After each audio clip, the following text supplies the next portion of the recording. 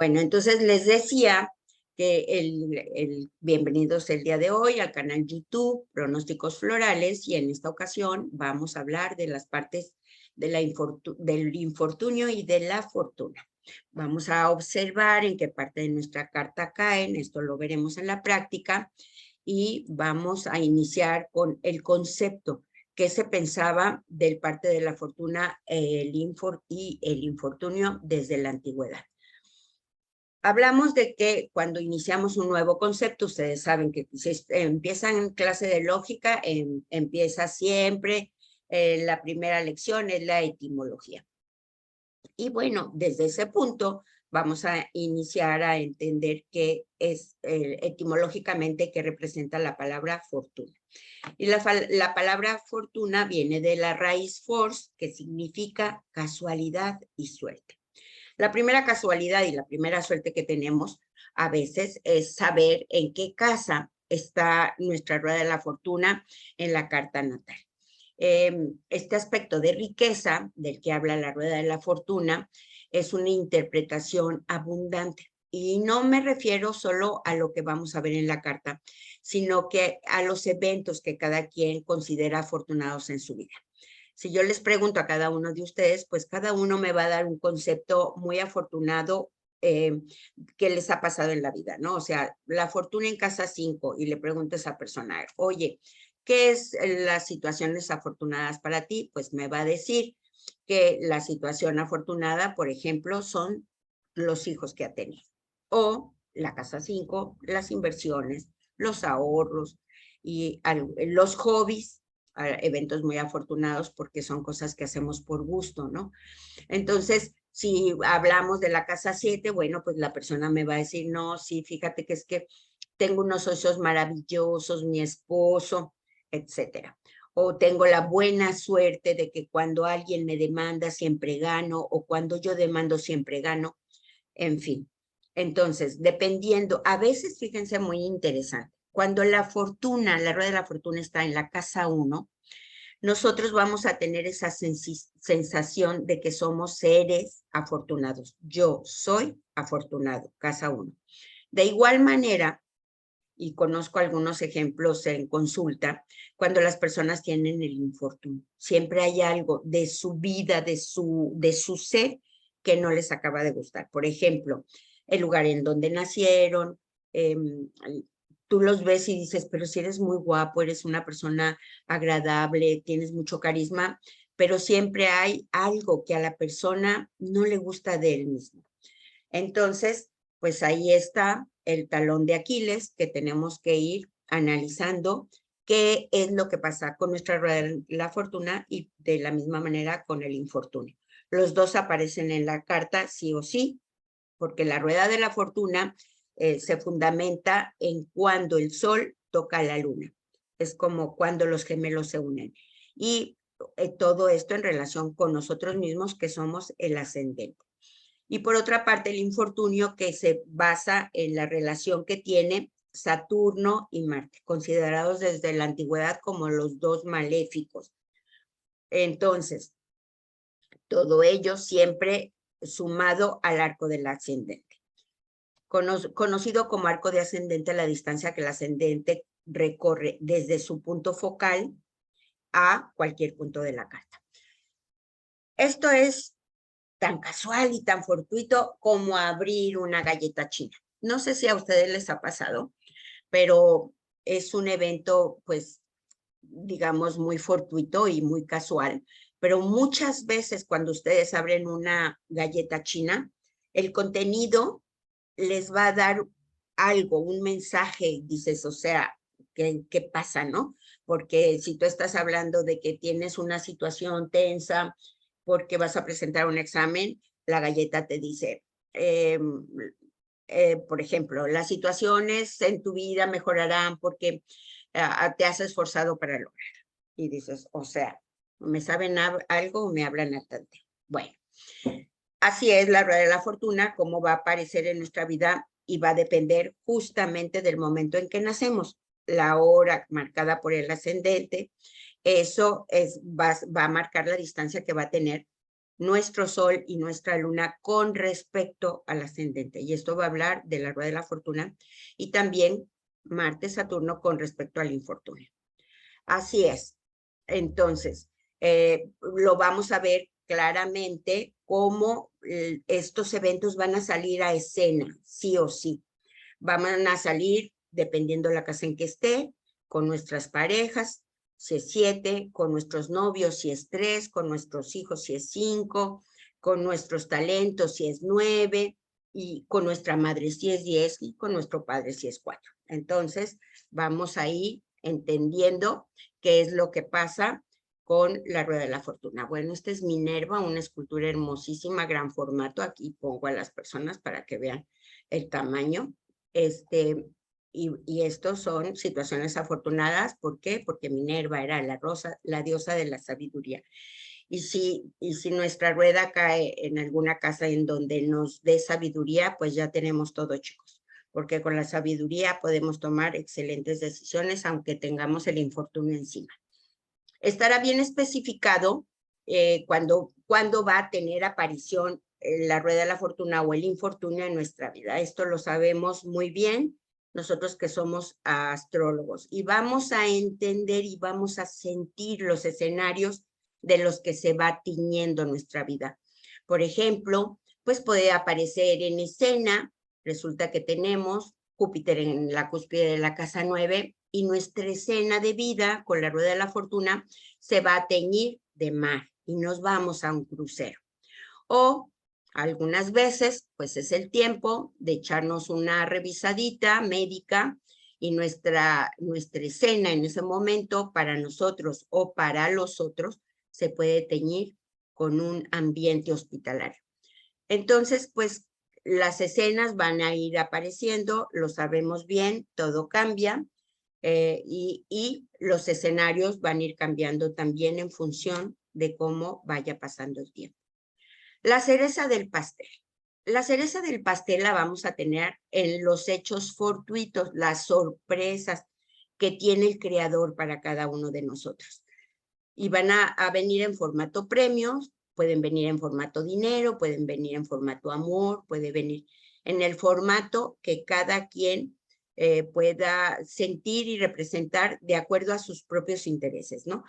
A lo mejor a alguien le llega un premio de 1,000 pesos y dice, ay, ¿qué pasa? Es muy poquito, ¿no?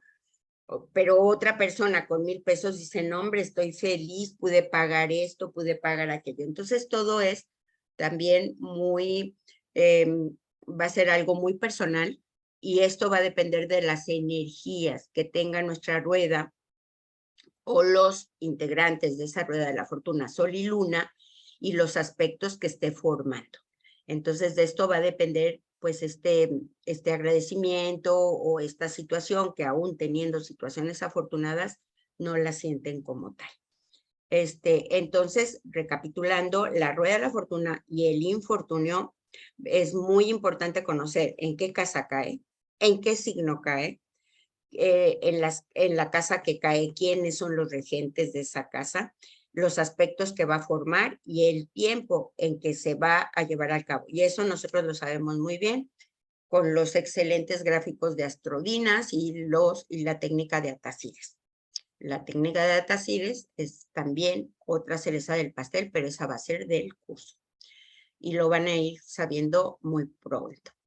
Entonces, la casa, repito, el signo y los aspectos, así como el tiempo, es lo que nos va a marcar el tiempo, tanto afortunado como desafortunado, que se va a escenificar tanto el parte de la fortuna como el parte del infortunio. Estos partes arábigos, y lo entrecomillo, porque es interesante e importante que entendamos lo que es el concepto de parte. Porque partes arábicos hay muchísimos, el de la fortuna, el de infortunio, el de los amigos, el de la boda, el de los hijos, o sea, los antiguos establecían partes para todo. Y el programa Kepler, el Harmon, los tiene, y los podemos ver muy fácil. Pero el que aparezcan en la carta es sencillo, lo difícil es la interpretación. Entonces, estos partes no son partes que digamos, la luna va a llegar como el cero de Aries, que es un punto que también es imaginario, pero sabemos que las órbitas se cruzan. Estos son puntos imaginarios que desde la antigüedad estuvieron calculados. En este caso, como les decía, si hablamos del parte de la fortuna, es los actores principales, Sol, Luna. Y si hablamos del parte del infortunio, los actores de la acción van a ser Marte, Saturno, Marte.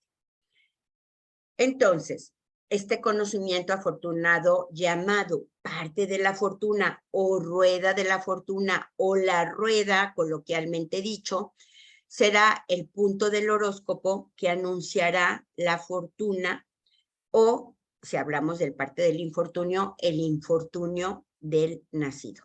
Tal como hoy los conocemos estos partes, se piensa, hay personas que hablan de que vienen de la cultura árabe, pero bueno, yo investigué y vi que hay otros autores, no está la información confirmada, pero parece ser una invención del Egipto helenístico.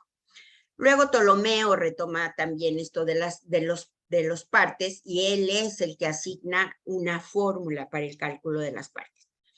Recordemos que los antiguos no tenían estos maravillosos recursos que tenemos ahora de los programas, ¿no? Aquí está una hermosa representación de Ptolomeo otra vez con la rueda en el centro, una cúpula imaginaria y la rueda o la banda zodiacal. Entonces, él establece el parte de la fortuna como el arco que forma, lo vamos a ver gráficamente, el ascendente restado al sol y sumado a la luna. Si el nacido de la carta en cuestión nació de día.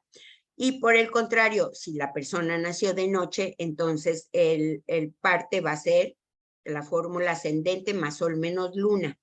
Es el momento en que el sol llega a la luna y las diferencias se van a restar. Bueno, es importante que conozcamos cuál es la fórmula, porque algunas veces hay que meterlas en los programas. Entonces, simplemente estos dos puntos, Sol-Luna, son los actores principales del parte de la fortuna, uno se suma y otro se resta. Si la persona nació con el sol sobre el horizonte o si nació con el sol debajo del horizonte. Por otra parte, Manilio en el siglo I, y que fue redescubierto en 1416, se ocupa de los partes a los que llama sortes, por eso suerte, y otorga especial atención al parte de la fortuna. Todo fundamento de la fortuna, o bien ya sea que las 7 estrellas lo incrementen, las 7 estrellas se refiere a los planetas. Esto es un grabado del poeta Lucrecio, pero me llamó la atención porque observen cómo en todos los grabados, aún no siendo la representación del astrólogo, pues está hablando también de la Tierra con su banda. Esto está escrito por Manilius, y él habla de este tratado que se llama el Astronomicon. El Astronomicon, a ver si algún día alguien de nosotros lo podemos conseguir, porque habla de una obra que hace Manilio en 5 tomos. El libro primero está dedicado a la astronomía con una descripción del cosmos que comprende las hipótesis sobre su origen. Eso me imagino que habla de la teogonía de Hesíodo, las estrellas, los planetas, los círculos y los cometas. En el segundo libro, él analiza las características de los signos del zodiaco y las posibilidades de conjunción que estos nos ofrecen. El tercero describe el modo en determinar un horóscopo. Acuérdense que los antiguos hacían las cartas a mano. El cuarto analiza los signos zodiacales y su influjo sobre los cuerpos humanos mediante las llamadas influencias. De esto hablamos siempre que hablamos de una carta, ¿no? De dónde viene la influencia. Y en el quinto, que es el que habla de los partes, es el que examina también los signos astrozodiacales. Se dice que Manilio no terminó la obra, por algunos detalles que ven los astrólogos muy evolucionados. Justamente en el libro 4, no en el quinto, habla de la prosperidad del nativo, y esto lo cita tal cual. Hemos de entender el modo por el que llega la riqueza y saber que es únicamente el parte de la fortuna, la cual siempre hemos de calcular mediante la distancia del Sol a la Luna a partir del ascendente, en las natividades diurnas y nocturnas, por las razones expuestas en el estudio de la vida. Cuando los regentes de dichas partes fueran fuertes, el nativo tendrá gran riqueza, máxime si las luminarias lo testifican con testimonio de semejanza. Con ello, además, Saturno indicará que la riqueza del nativo ha de venir por edificios o por el cultivo de la tierra o de la navegación.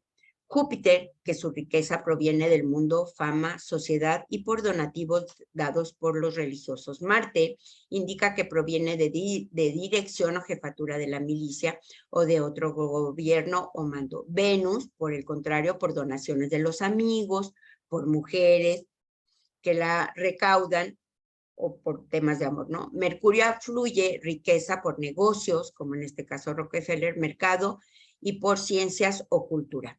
Todo lo que se refiere al planeta Mercurio. Si Saturno tiene conexión con el parte de la riqueza y se asocia a Júpiter en la figura, indicará herencias que ha de recibir, más aún cuando esté en ángulos superiores, ya sea el ascendente y el medio cielo.